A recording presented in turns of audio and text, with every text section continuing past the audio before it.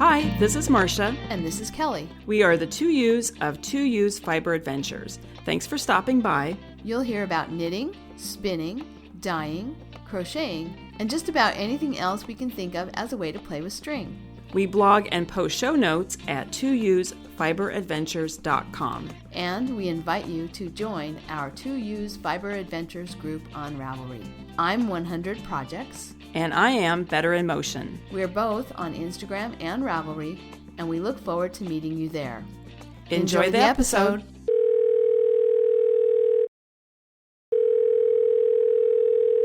Good morning, Kelly. Good morning, Marsha. How are you today? I'm doing very well. Just had my 59th birthday. You survived? I survived. I decided that I'm going backwards now. So my next birthday will be 58.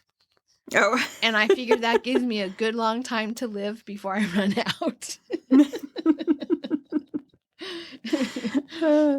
That's a good idea. Yeah. So I think I'll do that. So yeah, Robert, he doesn't approve of that because he's 60 and he wants me to catch up with him.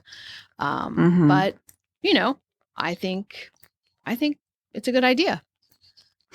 I do too.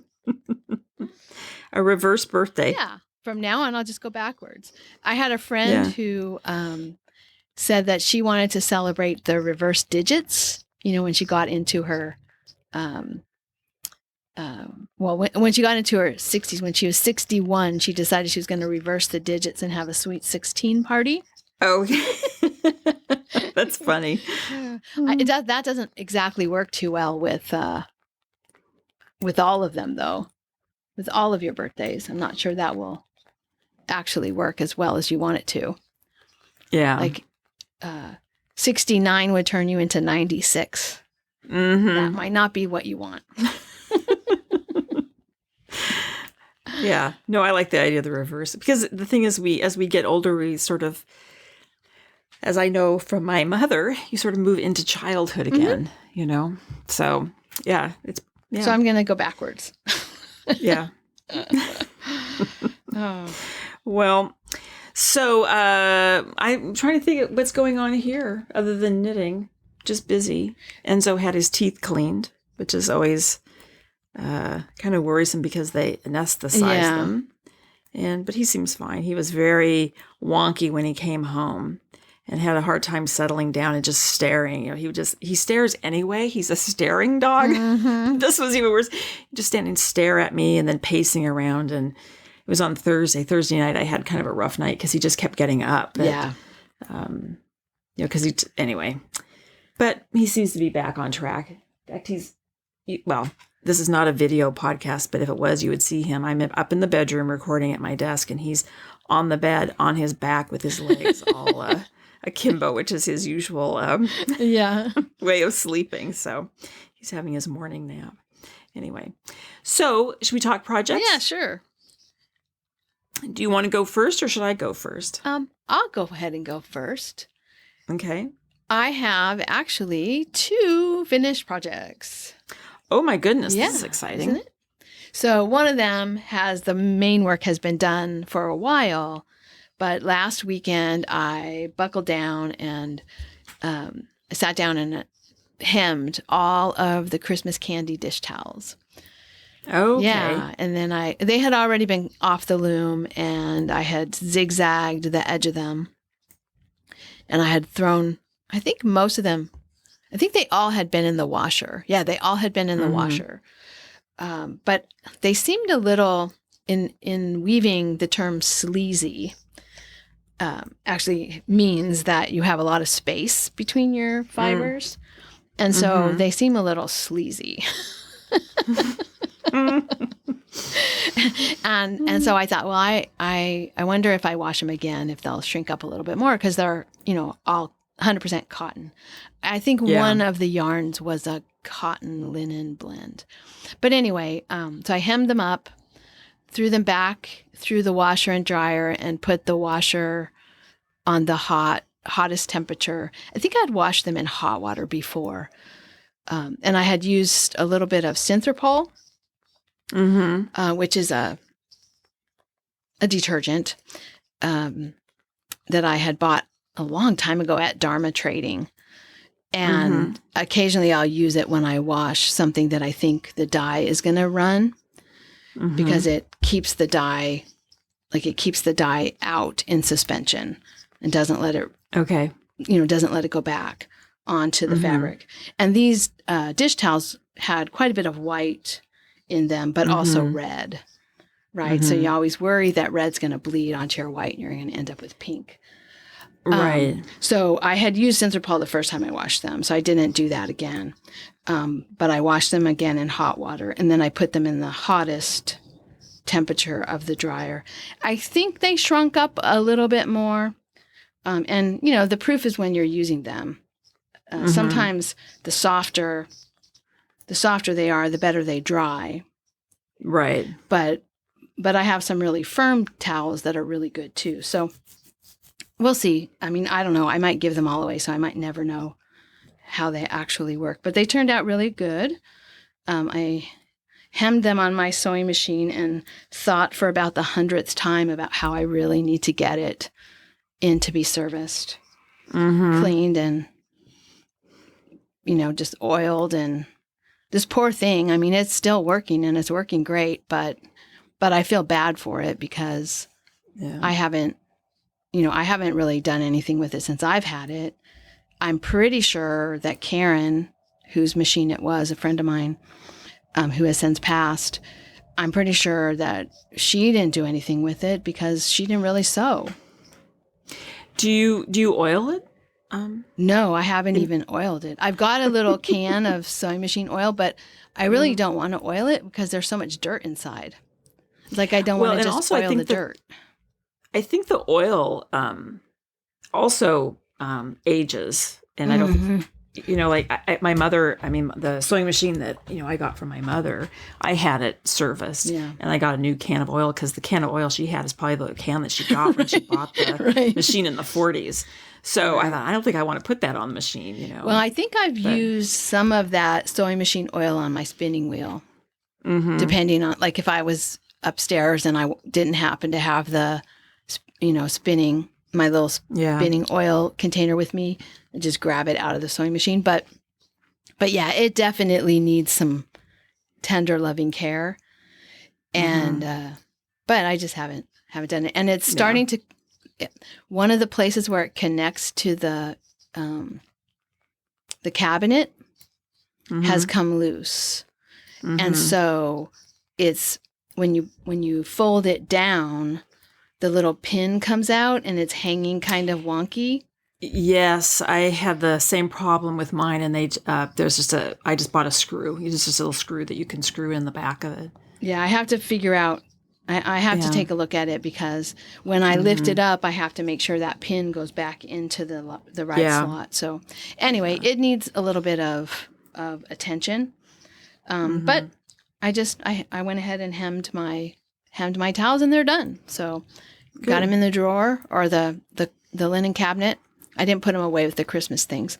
They're in the linen cabinet and ready for next year for Christmas. So. All right, you'll be exciting.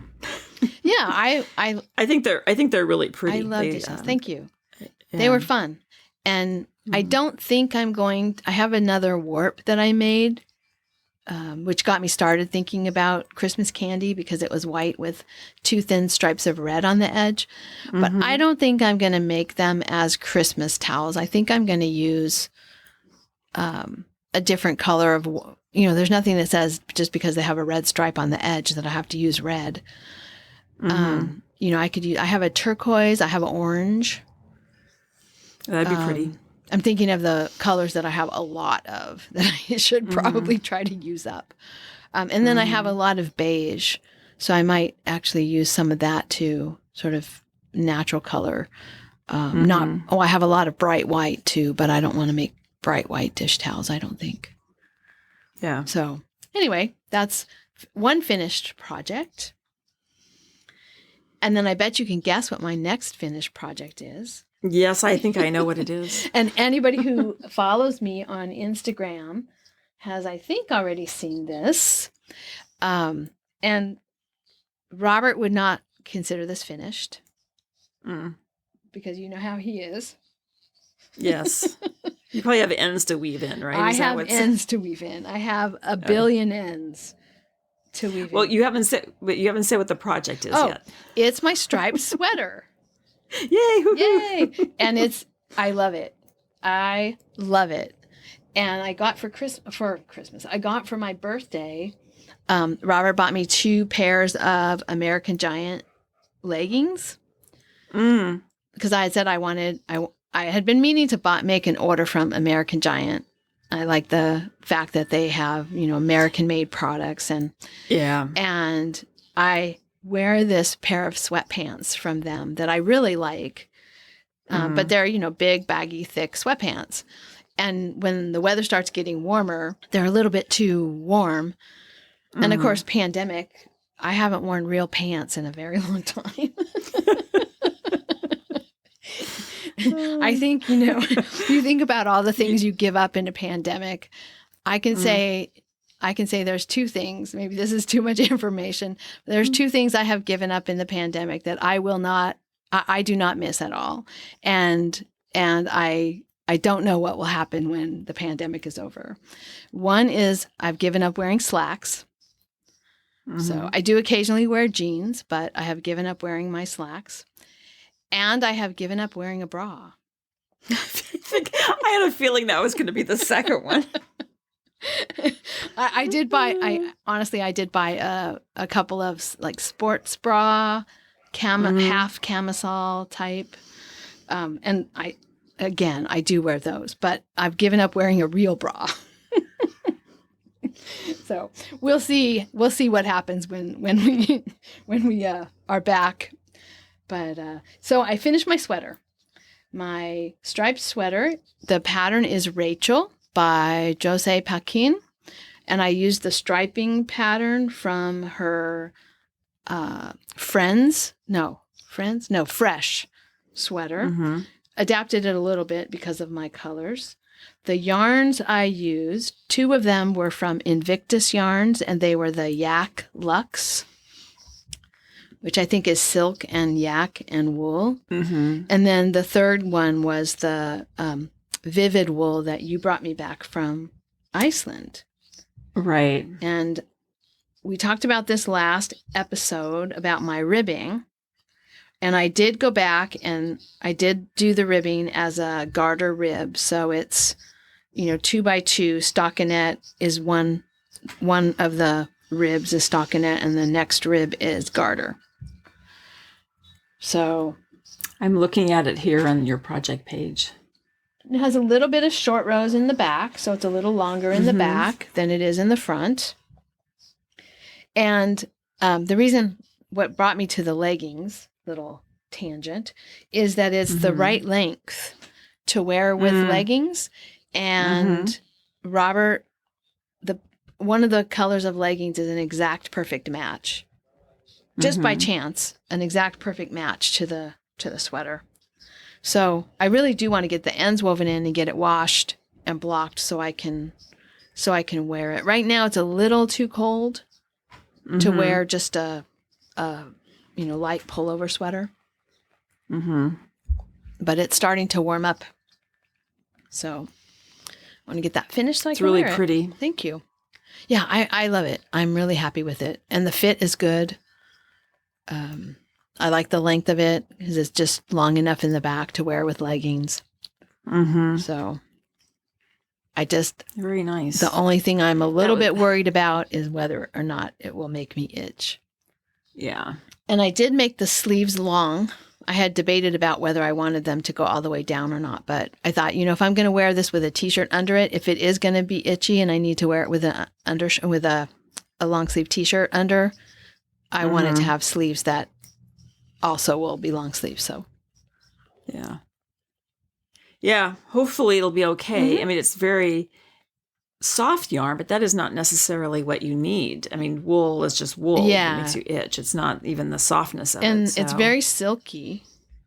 It's hard. It's hard to tell. I have become less sensitive, which is why I finally decided I would make a pullover, because I had noticed that I had become less sensitive. So yeah, so I braved it, and Very nice. Yeah, it's good looking. thank you. Thank you for the yarn too. Oh, you're welcome. It was fun. It was fun buying it. It was the whole project was kind of a nice like little inspiration because I was sitting in the sunroom and I had gotten the yarn, the Knockers yarn, even though we didn't go to the Knockers retreat. That yarn had arrived, and I was sitting in the sunroom, and I thought, oh, this looks a lot like the yarn Marsha gave me. So I got that out, and I stuck them together. And that started me thinking I needed to make something with the two of them together. Mm-hmm. And then I thought, maybe I need a little bit more of the... I think I was thinking of the Knockers color, getting in a little bit more of that. But I didn't know it's Invictus Yarns, and she made it special for the retreat, and I didn't know if it would be available. Right. So I went on her site, and it wasn't there. I didn't find it, but instead I found the dark color called Nevermore, which is a really kind of like a mallard green, that green that sort of has a sheen to it. And I thought, oh, this would be perfect. So I ordered it. It was a little different when I got it than I had expected from the picture, but not in a bad way at all. It worked perfectly. Mm-hmm. So, I was really happy with them. And then I didn't know what I was going to do. I was still kind of thinking maybe 3-color shawl. Yeah. And then I thought, oh, maybe I'll do a pullover. So then I started looking and found one that I could use. So yeah.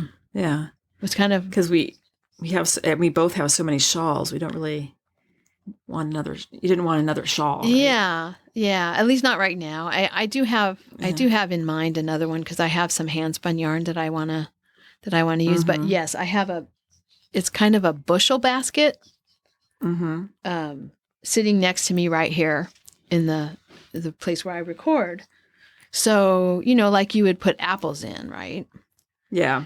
And I don't know if this is the true size of a bushel basket, but it's big. I think it's over 2 feet in diameter, probably. A little bit over 2 feet in diameter. And maybe about 18 inches tall. And it's full. Totally full. Yeah. That's where I have my shawls and hats and scarves and all of that stuff. And it's totally full. So, and then 2 sweater drawers full of sweaters. They take up a lot of space. I don't think I have that many sweaters, but sweaters take up space. Yeah. Especially my thick cardigans. So anyway, I wasn't sure what I was going to make, but this is something I didn't already have. I did not have a pullover that I had made. And I was looking for one that kind of matched a commercial pullover that I wore a lot back in the pre-pandemic days. So, I'm very happy. So those are my finished projects. And then I'm continuing to work on the Persian tile blanket, phase flower blanket that I'm making for my grandniece. And I think I finished only another 1 octagon, maybe 2, maybe 1.5 since we last talked. So I'm getting there, but it's going to be a long-term project. And then I started, I have just barely started a pair of socks for Robert as a new project. I'm here on Ravelry looking at you've not updated pictures. Yeah, I don't have any updated pictures of the flower blanket or of the socks that I'm making. Mm-hmm. So the socks are, I had 90 grams left of a yarn that I bought, Leading Men Fiber Arts. Mm-hmm. And I had bought it to make argyle socks, and it's a green and gray and brown sort of variegated, speckly, not small speckles, more like blotches.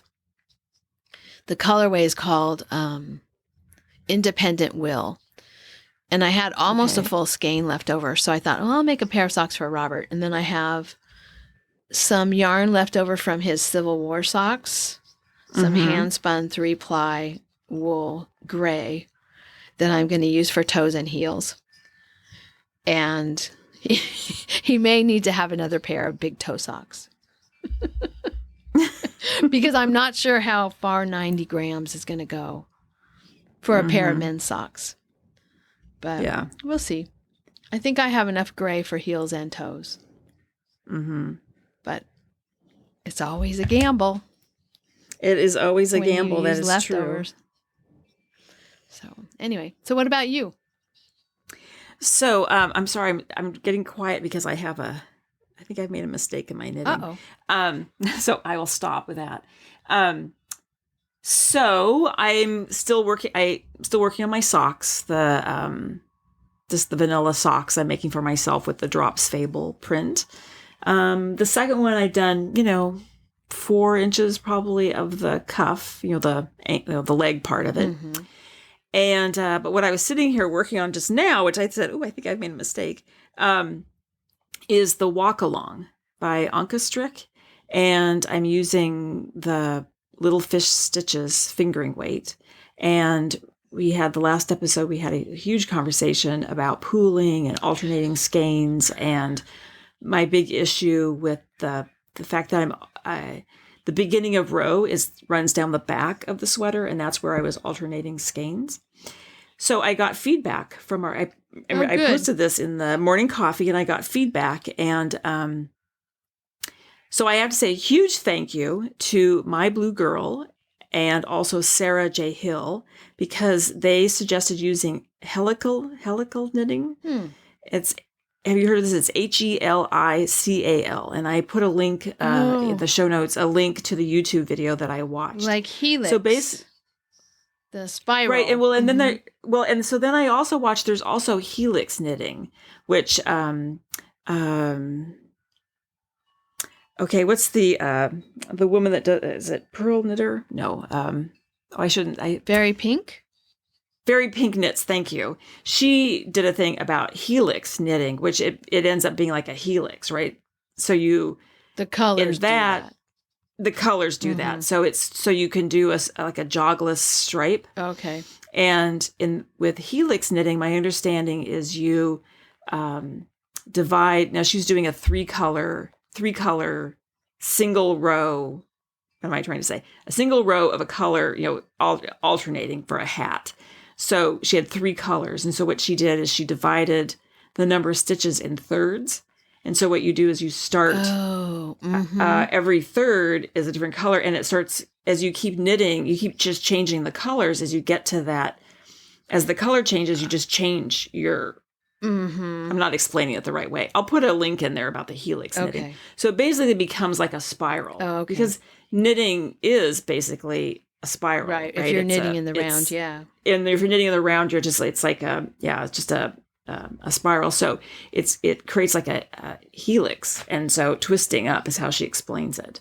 So I'm not doing that because I couldn't figure out, I didn't know how to do, I couldn't figure out how to do that. So helical knitting is when you knit to where you're going to alternate skeins, you get to that point. Well, 3 stitches before the point where you change colors, you slip those 3 stitches and then start knitting with the alternate color. So like skein 1, you knit up to the point where you're going to change to skein 2. You slip those first 3 stitches before you change. Then you change to 2. Okay. Then when you come back to that point where you changed, the 3 stitches before that point, you slip and then keep knitting. And so you don't get any, you're always knitting with a new color, the new skein, right? But you don't get that jog. Okay. So you're starting in a different place each time, or you're... Yeah. So what I didn't understand, and now I understand, is my beginning of row will stay the same. The marker in the back, which is considered the beginning of the row, that stays the same. But where I change keeps moving 3 stitches to the right. Right. Okay. Now, I don't know what's going to happen. This all sounds great, except what I don't know what's going to happen is when I get to, so I'm doing the raglan increases. I don't know how this is going to work when I get to the raglan increases. If I have to slip those stitches, I'm keeping my fingers crossed that when I get to that point, so what I'm doing is every other row I do an increase. I'm hoping that I will either finish the increases before I get to that point where I'm slipping those stitches, or it'll end up on a knit row and not an increase row. Mm-hmm. Keep your fingers crossed. But I think once I get past... If it ends up on an increase row, just continue with that same strand of yarn and don't alternate. Like, just do one extra row before you alternate. Right. Yeah. Exactly. I think that will be fine. Yeah. So it looks a lot better. And you don't have then, what I think is nice about this is you don't have, right now where I've alternated, I have that line going on the reverse of the fabric. You've got that line going down, which is okay because that's on the inside of the sweater. But you also have that problem of if you pull it too tight, it's not going to hang straight. Mm-hmm. You were talking about your sweater like it was pulling up on one side, or I have some gaps that even though I was trying to be really careful, I have some gaps. And so there's no gaps. It's really kind of amazing. But I don't know that this technique would work if you were doing patterning. Maybe it would. I don't know if you're doing like cables or lace. Maybe lace would work. I don't know. But if you're doing cables, I don't know how it would work when you would get to that part where you have to slip the 3 stitches. Right. I haven't wrapped my head around that yet. Interesting. But if it's just like a hat, or like the body of the sweater where you don't have any increases, or you just have to figure out. You just have to, as we were just talking about the increases for the raglan, you just use the other skein. Right. Now, if you're doing stripes, I think that would be a problem. Like if you're doing like black and white stripes, that might be a problem. Right, because you wouldn't have that option. You'd have to switch your Right, you wouldn't have that option. But I think for hand-dyed yarn, I think this is a great option. For the option. alternating skeins. So, yeah, that is nice. Yeah. So I'm glad I put the word out there asking this question, and it was MyBlueGirl and Sarahjhill are the ones who suggested this. So, all right, and I didn't even see that. I've been so busy, I haven't been much on Ravelry of recently. So anyway, I picked this up and started knitting on it again yesterday. Cool.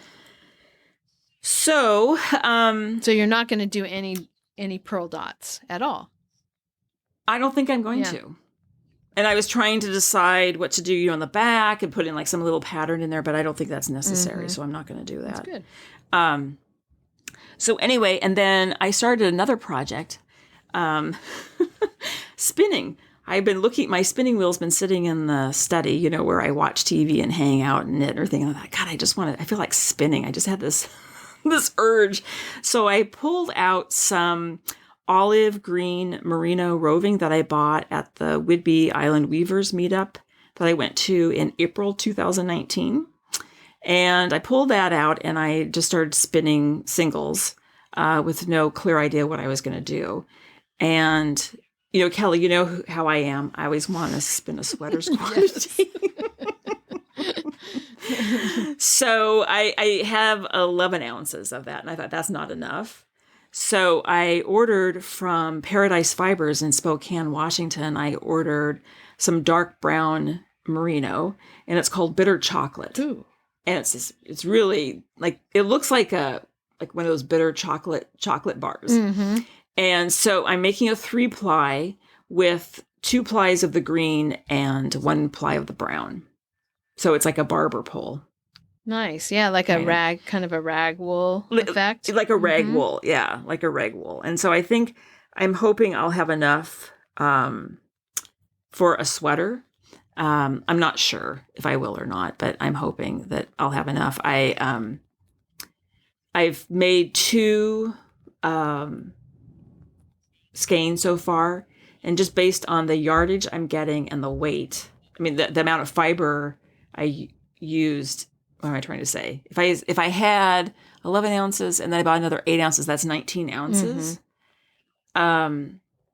And And based on that, I think I'll get about 1,100 yards, which is not enough for a sweater for myself, but it might be enough for Ben. That's why I was planning on making a sweater for Ben, because he's so thin. He's tall. I don't know. It may not be enough. So I also have other roving that would coordinate with it too. So I thought, well, maybe I could add some stripes in or something. Oh, that'd be pretty. Yeah. So I don't know. I'm just spinning it right now. I'm trying to channel you and just spin it with no idea what I'm going to use it for. But anyway, so that's been it feels nice to spin again. All right. So that's all I have for projects. Okay. Well, we're short. We're short on projects. I know. I was going to ask you, what are you going to cast on next, though? Because I know you're still working on the Persian tile blanket, and you're doing the socks, but are you going to start a bigger project? I've been thinking about it. One of the things I do want to do is it's in my Ravelry page, that yarn that I dyed. I wanted to make a blanket, like a blanket to put over my shoulders when I'm reading, that type of blanket. And so I've dyed the yarn for that, and I have it in my project pages. I'm calling it the Reading in Bed blanket. So I've got a skein of, it's called, it's a Polworth silk in really autumnal colors. And then another skein of autumnal colors, sort of a greens and golds and browns. And then I have a skein of, I'm looking at the picture to remind me what I have, a skein of targi that's kind of turquoise teal color. It kind of matches the turquoise that's in one of the skeins of autumnal colors. And then I have a skein of Tasmanian comeback. And it's the only one that's a little different than the rest in terms of the feel of the yarn, but I think in a weaving project it'll work well. And it's kind of a rust color. So it's a different color than is in the other three, or than is in the two sort of autumn colors. But it's another autumn color. So I think those four will go really well. And then I dyed myself another skein that is kind of rust and pink and a little bit of burgundy and blue. And so it picks up some of the colors that are in the other skeins, but it's pretty different in terms of the type of yarn that it is, because the other three were dyed first and then spun, or the other four were dyed first and then spun. I mean, they were already dyed by somebody else, except the targi. I think I dyed the targi. Anyway, this one was already spun, and it was a natural color. And I think it's also a Polworth silk, or it's a BFL silk. And I dyed it. So anyway, those 5 skeins I think are enough to make this blanket. I have about 1,200 yards. And so I think I need to do a little bit of calculation. I've done it already once, and that's what made me know I needed the 5th skein. But I don't know where I put the calculation. So I'm going to just redo the calculations for the weaving, and I think I want to get another weaving project on the loom before the end of the winter weave along. Okay. So that's I think in the plans. And then of course I have I want to call it rust, but it's more brick color. I have that brick colored CVM that I spun that I'm planning to do a sweater. And I think I talked about that I had 2 sweaters in the plans, and one was called, I think, Breckenridge. And then the other one, I don't remember the name of, but I have 2 cardigan sweaters. Let me look in my queue that I was thinking of doing. Anna's cardigan is one of them by Petite Knits. I think the reason that one appealed to me is it's almost, the picture in the pattern is almost the same color as my yarn. And then the one that I'm really thinking of for the yarn is called Brecken. I just looked it up. And it's kind of lace and twisted stitches and lots of patterning all over the cardigan. So, but I don't think those are going to be my next project. I think my next project is going to be the weaving. So that's what's kind of, turning around in my mind is what I'm going to do next. But then the other thing I'd like to do, again, a project for my grandniece. Have you seen the frog and toad pattern? No. Oh my gosh. You have to go look at this. And I think I have frog and toad in my queue too. Oh, by Christina Ingrid. It's not coming up here. There's yet. quite a few frog and toads. McGowan? The really, really, really realistic version. Yeah. I just think that is so cute. So I bought her the books. It's like a 4-book set of Frog and Toad. Sarah said that she wasn't familiar with Frog and Toad. And Faye she was in pre-kindergarten last year, pre-K, and she's in kindergarten this year. So she's not quite to the point of reading Frog and Toad. So I don't have to hurry. But I think I would like to make them. I've heard that they are fiddly, which of course, right? Well, if I'm looking at the right one, you make little outfits. Yeah, Christina Ingrid McGowan. Yes, they have little outfits. One of them, so Toad is in the swimming outfit, the striped outfit. Yeah, the striped is the story about going. And Frog has like a little jacket and pants. Mm-hmm. They're very cute. And then there's also, oh no, I guess not. I was going to say there's also a different outfit for Toad, but I don't think so. That must have been another pattern, or maybe it's on her website, because I think you go and get the pattern from her website, not from Ravelry. So maybe I saw the additional frog clothes or toad clothes there. But anyway, I just thought that sounded fun. And remember all that yarn we bought when I was going to make all those Argyle socks? Mm-hmm. And I did make, in my defense, I did make quite a few pairs of Argyle socks.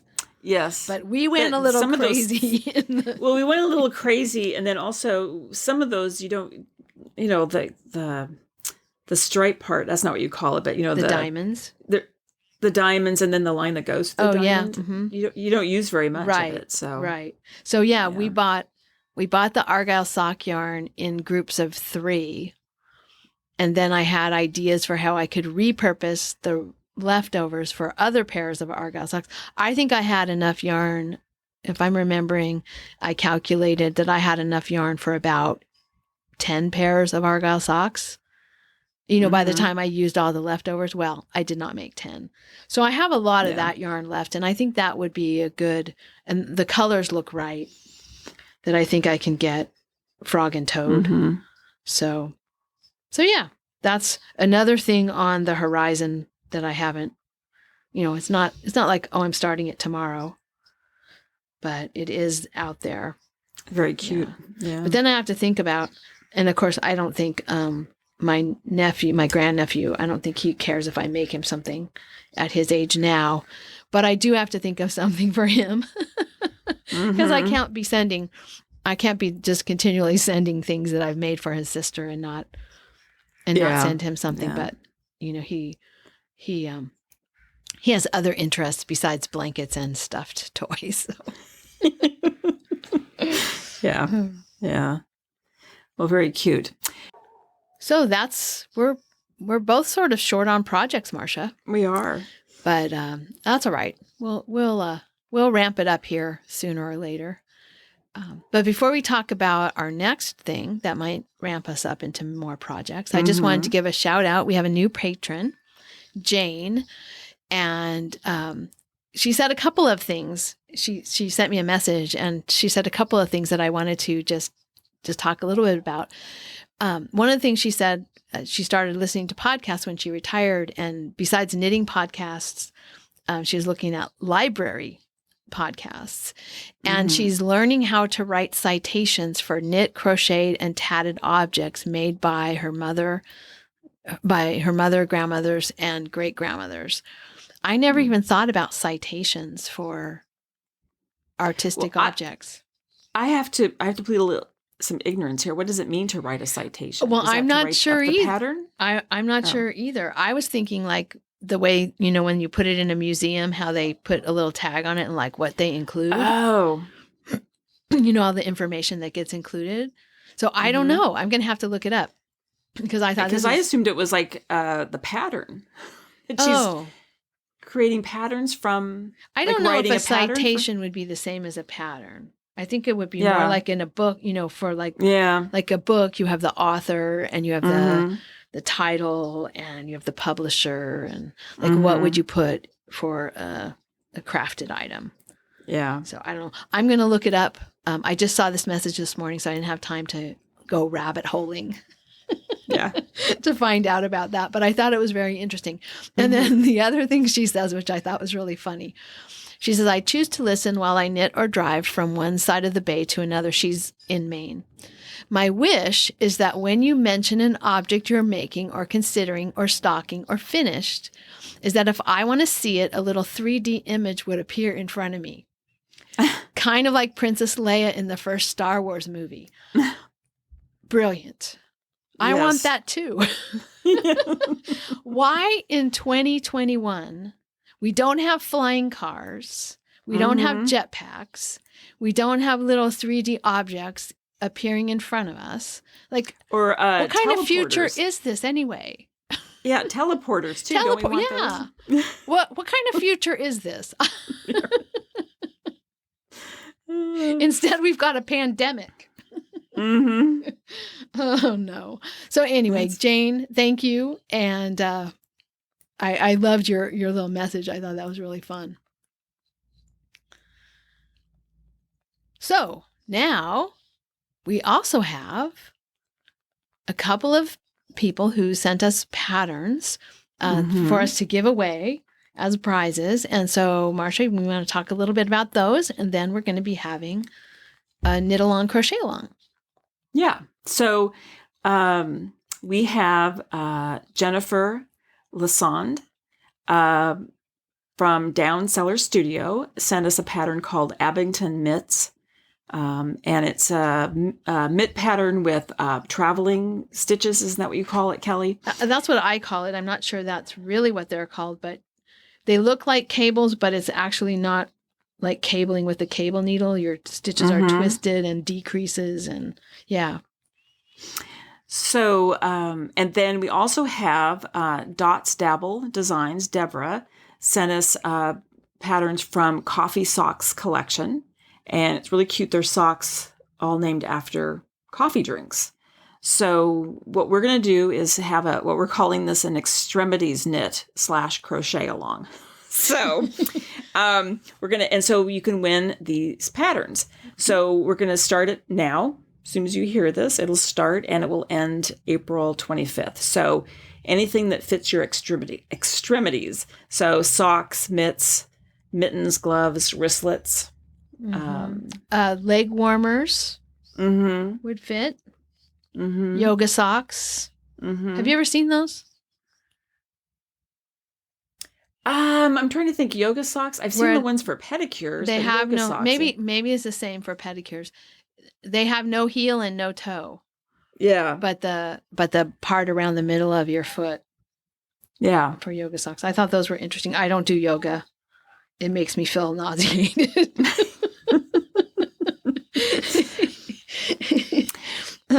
Actually, I don't know anymore, but yeah, the last time I went to yoga, I had to stop because every time I came home, I felt like I was car sick. Well, you're not the only one. I have a friend that she feels the same way. Oh, yeah. Really? Yeah. Okay. Well, so you're not alone. That's good to know because I thought, well, maybe it's just in my head because I don't really like yoga. I'm not a big fan of stretching or, I'd rather skip that part. Or the touching, having the instructor come in. No. No, just tell me what to do. Do not touch me. And none of that yoga music. Oh. That, I call it space music, but that's not what it's really called. Like new agey jazz, I think.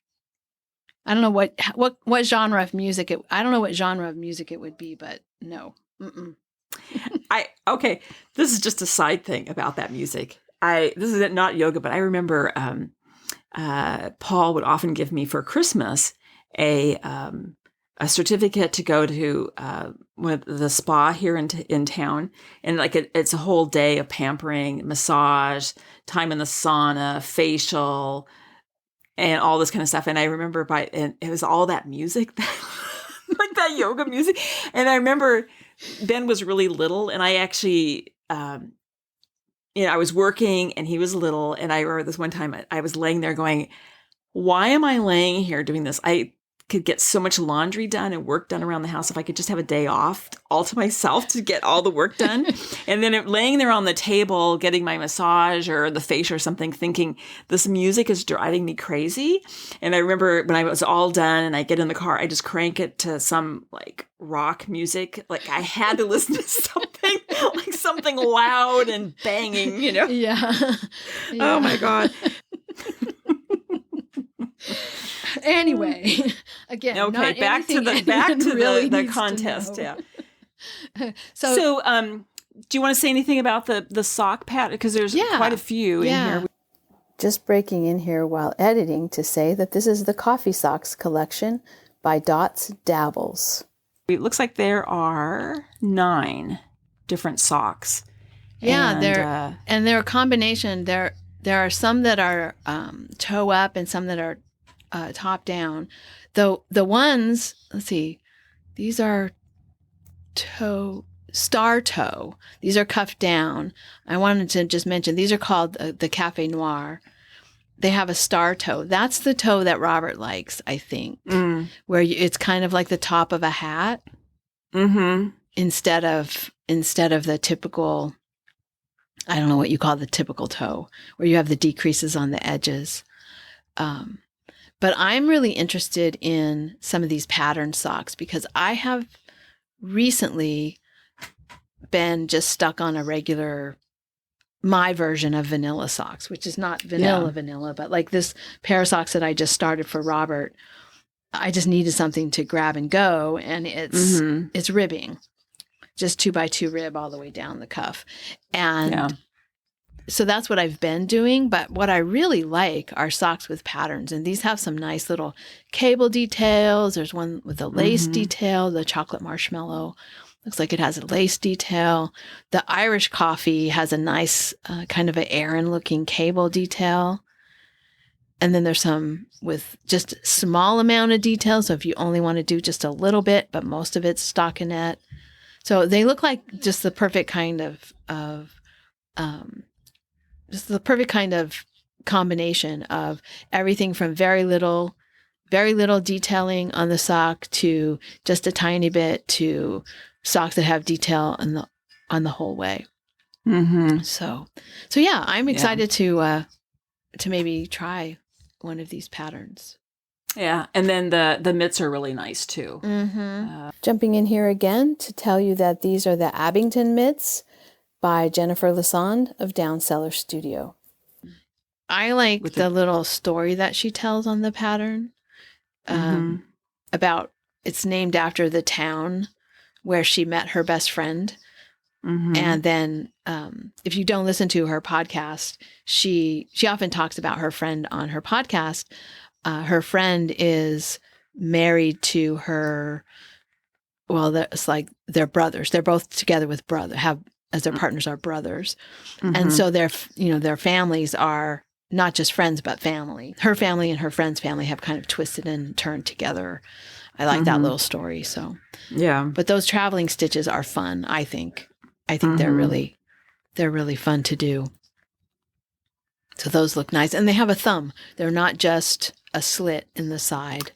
Yeah. You actually have a thumb gusset and a thumb in them. So yeah, great pattern. Thank you. Thank you, Jen, for the donation of a prize. And also thank you to Debbie, Dots Dabbles, for a donation of this prize. I think it'll be great. So we'll talk more about it as we before the deadline, but just again, it will end April 25th. Yeah. And we'll start a thread in the Yeah, that's a good idea. Yeah. So, and what else we got here? Do you want? Actually, I think the only thing we have left is just to remind people about our winter weave along that's ending March 31st. I talked a little bit about the weaving that I still want to do while it's going on. We'll see if that actually comes to fruition. Mm-hmm. Online teaching is kind of kicking me in the you-know-what, but week 2. So we're ramping. Week 3 is starting this week. And I'm glad to have a 4-day weekend. So that tells you where I am. And I follow other teachers on Instagram and Facebook, and Kelly, you are not alone. Yeah.